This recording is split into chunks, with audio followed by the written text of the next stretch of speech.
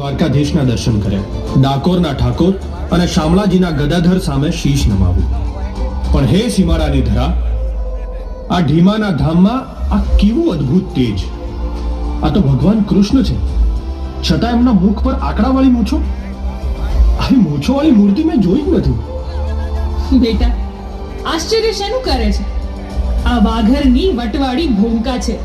જે ધરાનો માનવી આ ભૂમિ માટે મરવા તૈયાર હોય, જે સરહદનો પ્રત્યેક શ્વાસ શૌર્યથી ભરેલો હોય, ત્યાંનો ધણી સૌમ્ય કઈ રીતે હોઈ શકે?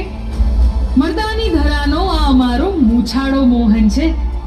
ભારતભરમાં જે સ્વરૂપ ક્યાંય જોવા નથી મળતું, એ શૌર્યવાન મૂર્તિ 15મી સદીથી આ ધરતીને પરાક્રમના આશીર્વાદ આપે છે.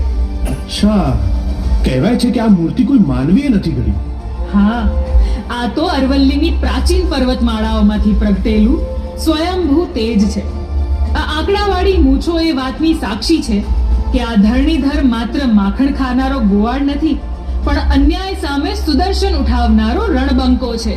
અહીંના લોકો પણ વીર મુછાળા ને સ્વભાવે ભોળા છે, કારણ કે અમારો દેવ પોતે મુછાળો છે.